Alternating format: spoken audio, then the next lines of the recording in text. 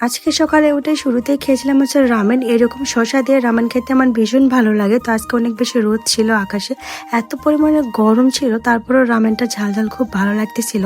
শসা দিয়ে এই রামেনগুলো আমার কাছে এত পরিমাণে ভালো লাগে তা বলার মতো না। মানে নুডলসের থেকে মনে হয় যে এই শসাগুলো আর কি বেশি পরিমাণে খেয়ে নিই।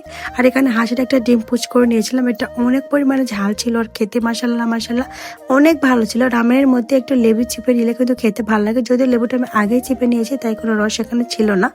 তো এই যে ডিমটা অল্প আর কি হাফ বয়েল করা হয়েছে, এটাকে দিয়ে খুব ভালো মতো মেখে মেখে খাচ্ছিলাম, এত পরিমাণে মজা লাগতেছিল আর এত স্পাইসি ছিল। যখন একটু করে ঝাল লাগতেছিল তখন একটু করে শসা নিয়ে নিয়ে খাচ্ছিলাম। তারপর আর কি সকালের ভাত খেয়েছিলাম 11টার সময়, পটল আর আলু ভাজি করা হয়েছিল গরম ভাতের সাথে সকালে।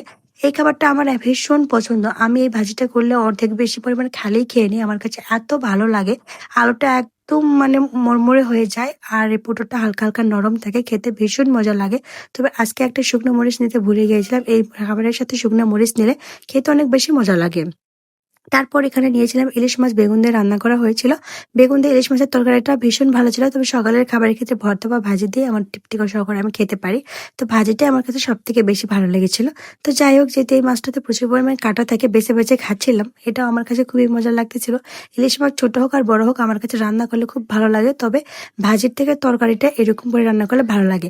সবগুলো ভাত খুব ভালো মতো মেখে নিয়ে খাচ্ছিলাম। যারা আমার ভিডিও দেখে তারা অবশ্যই জানে যে আমি মেখে মেখে ভাত খেতে পছন্দ করি, তাছাড়া আমি একদম তৃপ্তি পাই না। তো যাই হোক, সকালকের খাবারটা শেষ করে গোসলের আগে খেয়েছিলাম একটা ড্রিঙ্কও, এত পরিমাণে গরম ছিল এই ড্রিঙ্কটা খেয়ে এত পরিমাণে শান্তি পাচ্ছিলাম। যতই বাইরের বাজারের জিনিস খারাপ হোক, তারপর আমার এটা খেতে হবে, তাছাড়া আমার চলবেই না। তারপরে দুপুরে গোসলের পর নামাজ শেষে খেয়েছিলাম ডিম আর আলু দিয়ে রান্না করা হয়েছিল। ডিম সবসময় আলু সেদ্ধ করে আর কি রান্না করা হয়, এবার একটা আলু সেদ্ধ না করে আলু কেটে দিয়ে ডিমটা হাফ বয়েল করে রান্না করা হয়েছে। খাবারটা ভীষণ মজা ছিল, তবে অনেক বেশি স্পাইসি ছিল। আমাদের বাসায় সবাই একটু ঝাল খেতে পছন্দ করে, দেন আমিও খুবই বেশি পছন্দ করি। আর হাফ বয়েল করে ডিমটা এভাবে রান্না করলে আমার কাছে এত মজা লাগে। আর এই যে আলুগুলা মনে হচ্ছে মাংসের আলু, একদম খুবই মজা ছিল এই তরকারিটা। ডিমটা যেভাবে রান্না করা হোক আমার ভীষণ ভালো লাগে খেতে, আমি খুব বেশি পছন্দ করি ডিমের এই তরকারিটা।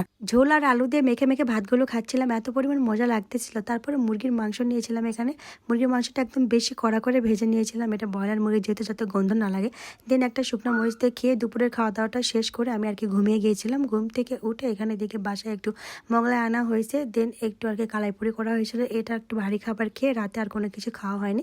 তো আলহামদুলিল্লাহ এটাই ছিল আমার আজকে সারাদিনের খাবার। রাতে ভাত না খেলেও ভারী খাবারগুলো খেয়ে একদম পেট ভরে গিয়েছিল, এই জন্য আর কোনো কিছু খাওয়া হয়নি।